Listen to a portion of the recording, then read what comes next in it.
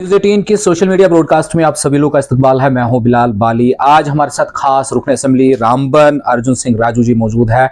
उनसे हम खसूसी तौर पे बात करेंगे कि रामबन के क्या मसाइल है, क्या तरजीहात हैं उनकी, क्योंकि हम लगातार देख रहे हैं कि लोगों के डेपुटेशन यहाँ उनसे लगातार मिल रहे हैं। और उसके अलावा आज एक बहुत बड़ा कन्वेंशन भी जिला हेडक्वार्टर रामबन में मुनक्कद किया गया, जहाँ पर पूरे हल्का इंतखाब रामबन के जितने भी ब्लॉक सदूर थे, जितने कारकुनान थे, डेलीगेट्स थे, सब उनके पास पहुंचे और अपने ख्यालात का इजहार किया। और उसके अलावा मजमूई तौर पर रामबन की तरक्की के लिए उनके क्या कर इकदाम होंगे, उन्हीं पर हम बात करेंगे। सबसे पहले आपका शुक्रिया सर वक्त देने के लिए। सबसे पहले सर, आपने जीतने के बाद बाज़ाब्ता तौर से लोगों से पब्लिक दरबार के तौर पे सर प्रोग्राम शुरू कर दिया है। पहले डेलीगेट्स आ रहे थे, आप लोगों का शुक्रिया अदा करने के लिए उनके घरों तक भी गए, लेकिन एक ऑफिशियली कामकाज का जो सिलसिला है वो हमने देखा कि लोग बड़ी तादाद में आए थे। तो क्या कर मसाइल लोगों के आपके पास आए और किस तरीके से आप उनको प्रोजेक्ट करेंगे ताकि आप जो है इलेक्शन में जो किए गए वादे हैं या लोगों की जो उम्मीदें हैं उन पर पूरा उतर सके? Thank you Bilal. देखिए, आज आप तो जानते हैं कि जीतने के बाद तो हमारा लोगों से मिलना मिलाने का सिलसिला थमा नहीं। तो उसी सिलसिले में आप देखेंगे हर रोज़ कोई ना कोई डेलीगेशन डेपुटेशन, चाहे वो मुलाजमीन का है, चाहे वो हमारे वर्करान का है, जनरल पब्लिक का है। और इश्यूज़ आपको देखिए वो वही कॉमन इश्यूज़ हैं जो 70 साल से जो चले आ रहे हैं, सड़क, बिजली और पानी। और बीच में आप इसमें जोड़िए हेल्थ का भी एक बड़ा इंपॉर्टेंट है।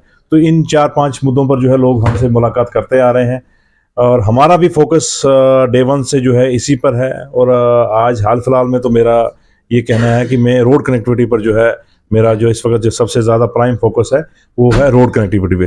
क्योंकि आप देखेंगे कि रामबन कॉन्स्टिट्यूंसी जो है सबसे लीस्ट रोड कनेक्टिविटी मेरे इलाके में है।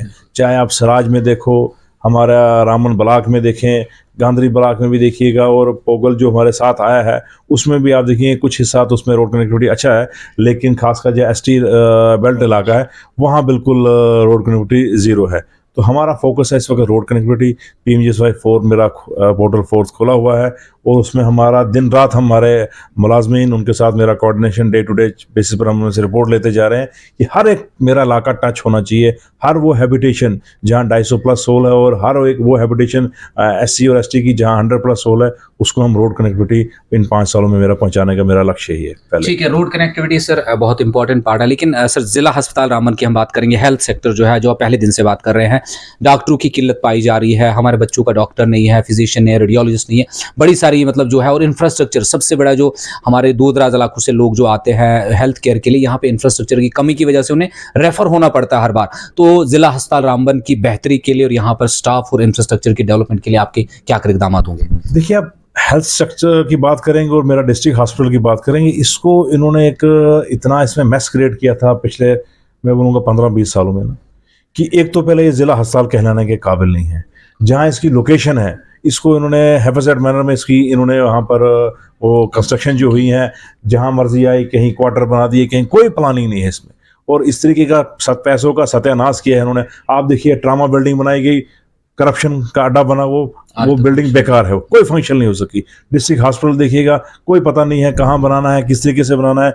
इस लोकेशन पे तो डिस्ट्रिक्ट हॉस्पिटल होना ही नहीं चाहिए था पहले। ये तो मेरा ये मानना था कि इसके लिए जगह की कमी है और कोई ऐसी जगह पर होता जहाँ पर हम अच्छे खासा कोई इंफ्रास्ट्रक्चर बना सकते थे। अब चलिए बहरहाल जो यहाँ बना दिया है सो बना दिया है, ये हमारे ज़िम्मे चढ़ा है।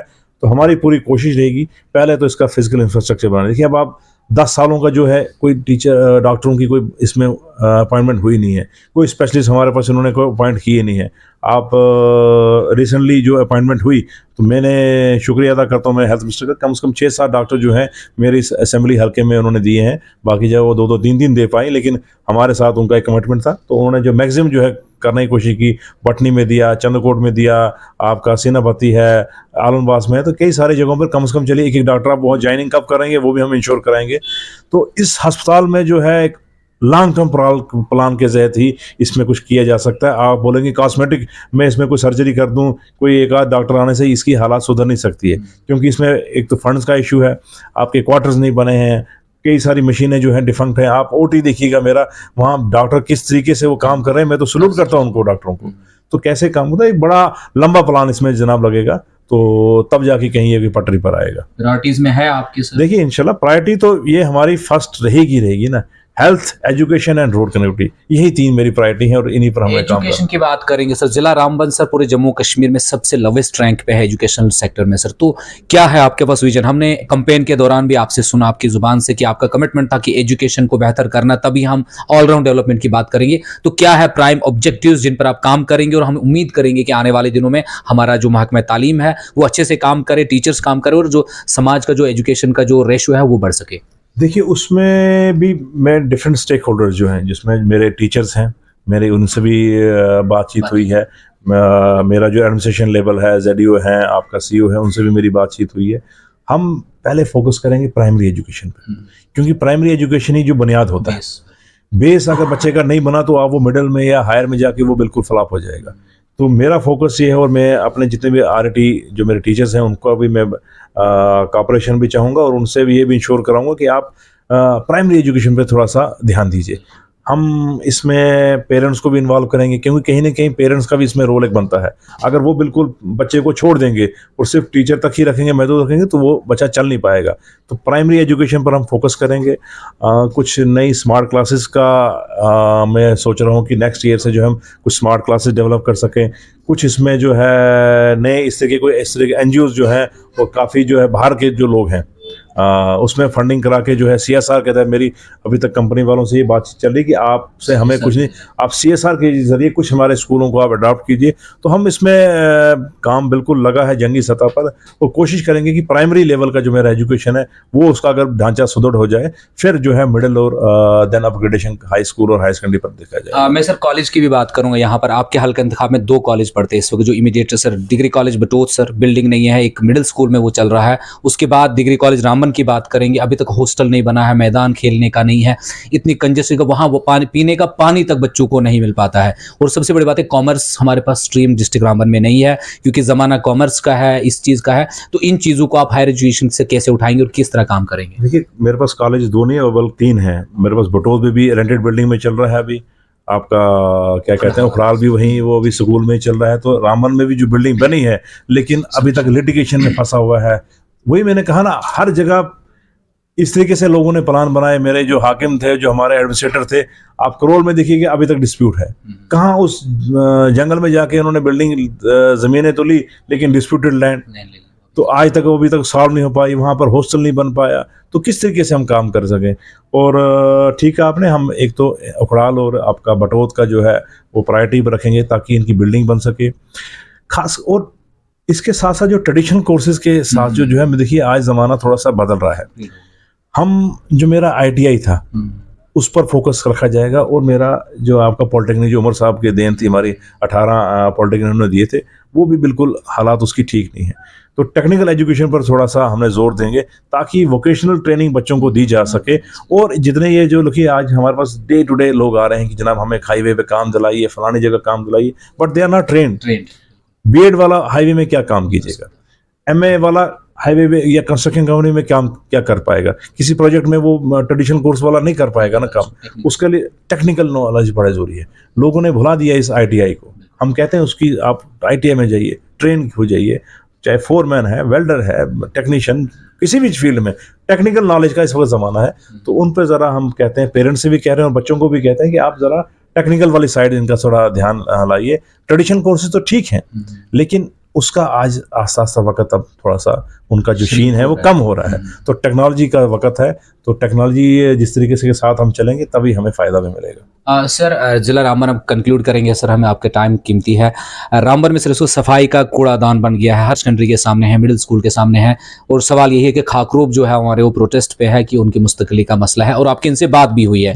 तो इमीडिएट रिलीफ चाहिए क्योंकि सोसाइटी देख रही है गंद बहुत फैल रही है। तो क्या आप एश्योरेंस देंगे रामबन की आवाम को और खासतौर से खाकरूबों को, ताकि वो अपना काम रिज्यूम कर सके और हम इस गंद को थोड़ा साफ कर सकें? देखिए, पूरे जम्मू प्रोविंस और कश्मीर में जो है इस वक्त पूरा सफाई कर्मचारियों की हड़ताल चल रही है, और उनकी जो डिमांड्स हैं वो जेन्युइन है। कई ज़माने पहले हमको हमारी सरकारों ने लगाया, लेकिन इस 10-15 सालों में ना तो उनकी कोई तनख्वाह बढ़ाई गई, ना ही उनको पक्का किया गया है। और उल्टा क्या हुआ कि ठेकेदारी सिस्टम ले आए गए हैं। अभी हर चीज़ में अब ठेकेदारी देखा। मुझे अभी मालूम चला कि जितना भी इस शहर का जो ये रेडी फड़ी वाले थे, इनका भी ठेका किसी एक शख्स को दे दिया गया है। अब वो इनसे लेगा 70 रुपये दिन का किराया, यानी कि आप लगाइए, रिजर्व कीजिए, तो वो महीने का कितना पहुंचा, यहाँ अगर एक दुकानदार जो है वो 1000 रुपये किराया दे रहा है, तो रेडी वाले को जो है 2-2,500 रुपये आप महीना देंगे तो वो बच्चे को खिलाएगा क्या, तो पिलाएगा क्या।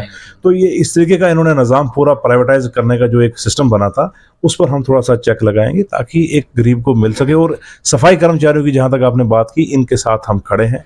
इनका पूरी जो भी डिमांड है मैं इनका बिल्कुल जायज़ ठहराता हूँ, और अपनी सरकार से भी मैं मुतालबा करूंगा और इनके लिए फाइट भी करेंगे हम कि जो ये कहते हैं इनको वो हक दीजिए। दूसरा, शहरवासियों से हमारा ये निवेदन है कि आप जब तक ये हड़ताल इनकी चल रही है, पंचायत लेवल के जो टेंडर्स हुए थे, ठेकेदारों ने टेंडर किया था, जो हमारा इलाका भी है पहाड़ी इलाका है, सर्दी आने वाली है, तो वो टेंडर रुके पड़े हैं कहीं पर। अब वो आवाम को पता नहीं लग पा रहा है, ठेकेदारों को भी नहीं, आवाम को। क्या मसला है सर, और उसकी आपकी बात क्या हुई है और किस तरीके से वो हल होने की उम्मीद है? देखिए, मामला ऐसा था कि पंचायतें डिज़ॉल्व हो चुकी थी और जितने भी प्लान बनाए गए थे वो कुछ तो सरकारी अफसरों ने बनाए हैं, कुछ वहाँ पर कोई चंद लोगों ने बनाए हैं। ग्राम सभाएं सही से नहीं हो पाई थी।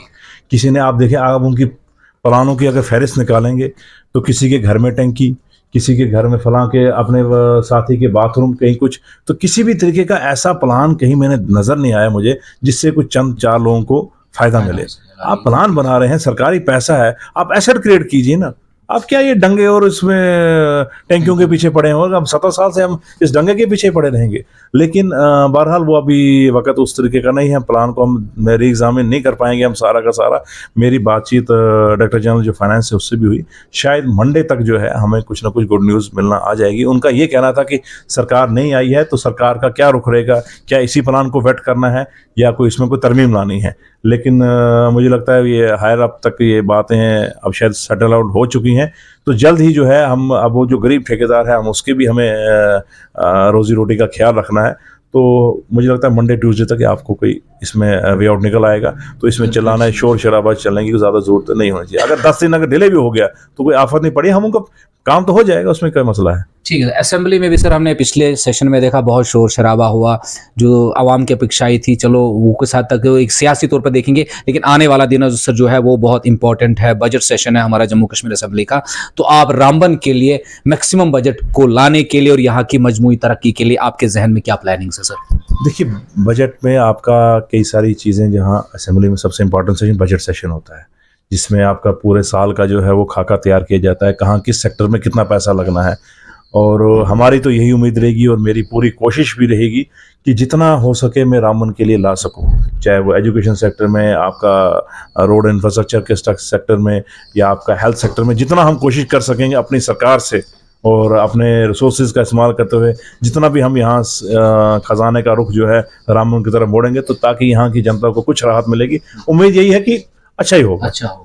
चलिए, बहुत शुक्रिया। Thank you brother. इसी के साथ ये थे हमारे साथ रुकन असेंबली रामबन अर्जुन सिंह राजी। उन्होंने इस उम्मीद और पॉजिटिव नोट के साथ इस बात को खत्म किया कि आने वाले दिनों में रामबन की हालत यकीनी तौर से बदलेंगे और उसमें वो अपना किरदार बखूबी अदा करेंगे। न्यूज़ 18 नेटवर्क के लिए रामबन से लाल बाली।